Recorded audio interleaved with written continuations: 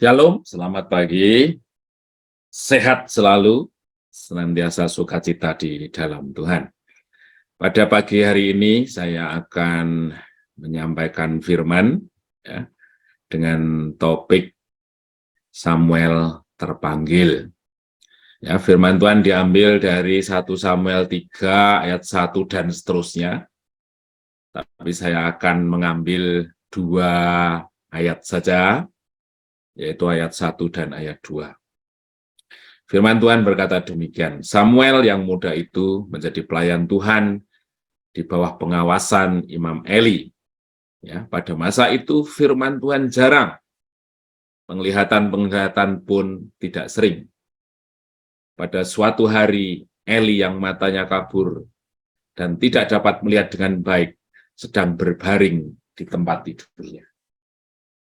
Nah, ketika saya baca firman ini, gitu ya, ada satu pikiran saya yang templawung. Templawung itu berpikiran jauh, kelihatannya tergambarkan situasi yang tidak semestinya, gitu ya. Apa yang tidak semestinya, yaitu setting dari firman ini itu dia berada di rumah Tuhan, di mana pada suatu masa rumah Tuhan ini akan ramai ketika orang-orang Israel dari segala penjuru datang ke rumah Tuhan ini ya, untuk mengadakan perayaan dan persembahan dan lain sebagainya. Tapi digambarkan bahwa tempat yang seharusnya Tuhan hadir ini digambarkan sebagai satu masa di mana firman Tuhan jarang. Jadi ini sangat kontradiktif. Penglihatan-penglihatan pun tidak sering. Ya, jadi ada satu situasi yang tidak selazimnya ada di rumah Tuhan itu. Ya. Kemudian pada suatu hari Eli yang matanya mulai kabur dan tidak dapat melihat dengan baik, sedang berbaring di tempat tidur. Kemudian ayat berikutnya itu menceritakan bagaimana Tuhan memanggil Samuel, tetapi Samuel waktu itu tidak tahu kalau itu panggilan Tuhan, gitu, sampai 3 kali.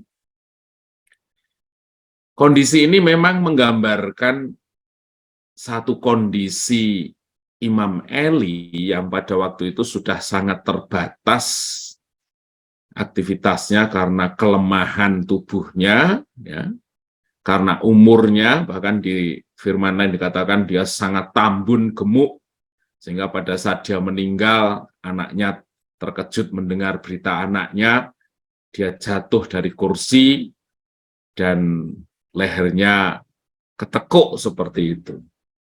Tapi barangkali ini dituliskan firman Tuhan juga menggambarkan satu kondisi di mana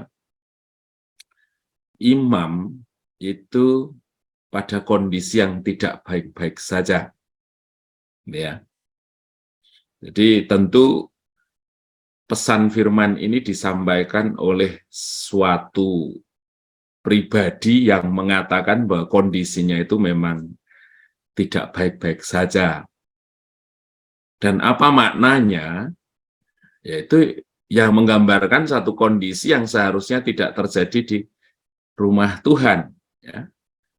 Jadi rumah Tuhan yang seharusnya menjadi sumber firman. Ya.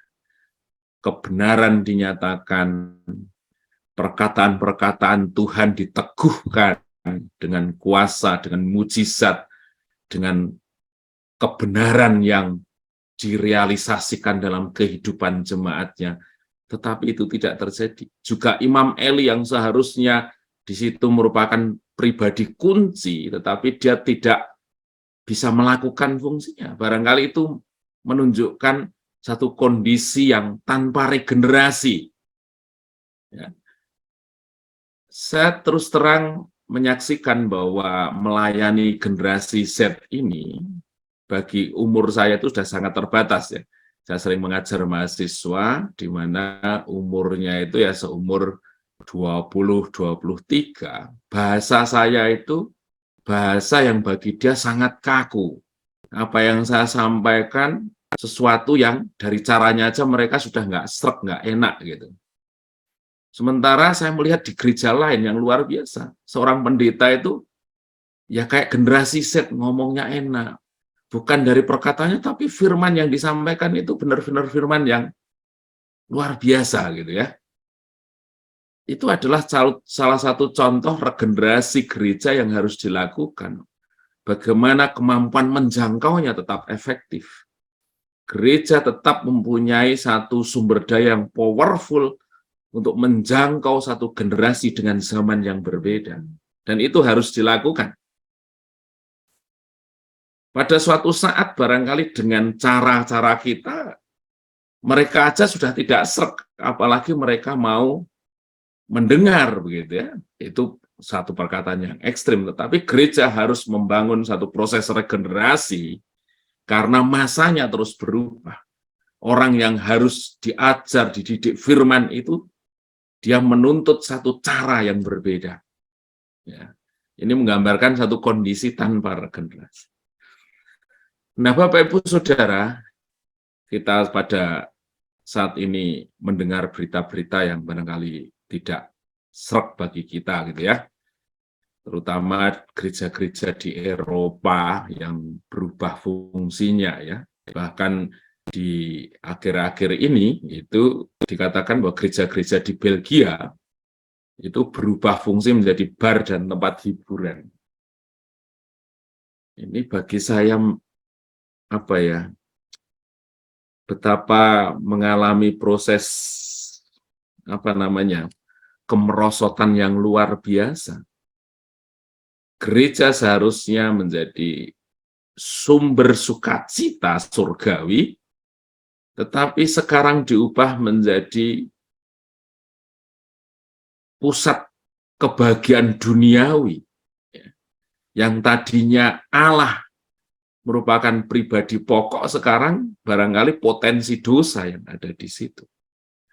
Tetapi kalau kita renungkan, barangkali kondisi ini adalah kondisi titik puncaknya. Tetapi barangkali sudah dimulai dari 25, 50, bahkan 100 tahun yang lalu. Gereja sudah mengalami tanda-tanda seperti tadi yang dikatakan di Samuel tadi. Ya.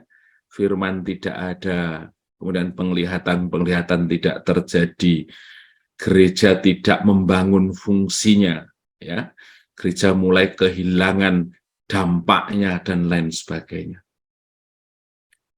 Tapi dalam perjalanannya menuju titik puncak yang seperti ini, barangkali gereja juga tetap ada kegiatannya. Ya. Pembangunan fisiknya barangkali jalan. Aktivitas-aktivitasnya masih ada. Tetapi ada satu pribadi yang barangkali menilai bahwa sesuatu yang harusnya ada, sesuatu yang seharusnya powerful, tetapi semakin berkurang nilainya, bahkan tidak ada. Ya. Jadi apa yang dikatakan di 1 Samuel itu barangkali sudah dialami oleh gereja-gereja, contohnya di sini di Belgia. Barangkali sudah 100 tahun yang lalu, 75 tahun yang lalu, 50 tahun yang lalu. Tapi pada akhirnya Tuhan tidak melakukan penyelamatan. Ya. Luar biasa di 1 Samuel tadi, pada akhirnya ketika kondisi itu berada dalam kondisi yang kritis bagi rumah Tuhan, ya, sampai akhirnya Tuhan turun tangan. Dengan apa? Samuel dipanggil. Ya. Kenapa Samuel dipanggil? Ya, kita melihat sejarahnya di Samuel pertama. Di situ katanya ada seseorang ya yang namanya Elkana. Dia punya istri yaitu Hana, dan satunya siapa itu? Lupa saya. Ya. Kemudian ketika suatu waktu berkunjung ke rumah Tuhan, dia menangis di hadapan Tuhan karena dia merasa disepelekan, nggak punya keturunan. Tetapi oleh Imam Eli dikatakan dia seorang yang durjana. Dia wanita yang suka mabuk, sehingga ketika dalam doanya menangis itu merupakan sesuatu yang tidak lazim bagi Imam Eli. Artinya itu menceritakan bahwa gereja itu sudah mengalami satu kemerosotan nilai. Dia tidak lagi peka terhadap pekerjaan Tuhan. Dia tidak lagi peka terhadap orang-orang yang mempunyai kerinduan berperkara dengan Tuhan.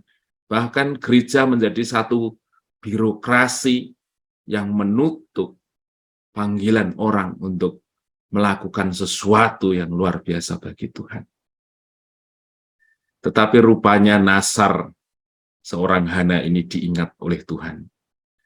Bahkan Hana yang sudah menderita penganiayaan secara verbal oleh Imam Eli, dialah yang akan melahirkan satu generasi penyelamat bagi rumah Tuhan ini. Ya, jadi ceritanya selalu Tuhan bertindak itu ketika ada orang yang menabur. Seberapapun kondisinya kritis, tetapi ingat Tuhan selalu mengingat bagaimana ada orang setia yang pernah menabur, dan itu merupakan satu skenario jalan keluar untuk Tuhan ambil alih, yang pada akhirnya gereja dibangkitkan kembali. Ya. Dan jangan lupa gereja harus membangun misi untuk mewariskan sesuatu bagi generasi berikutnya. Dengan cara gereja harus tetap kuat, tetap muda, tetap mendidik orang, sekalipun caranya berbeda, tetapi firman dan isinya itu tetap sama, yang menjadikan orang mengenal Tuhan. Ya, terpujilah nama Tuhan. Demikian tanggung jawab kita untuk terus membela umat Tuhan di hadapan Tuhan, sehingga gereja itu tidak sepi dari firman, penglihatan, dan hal-hal yang seharusnya dilakukan Tuhan atas jemaatnya. Terpujilah nama Tuhan.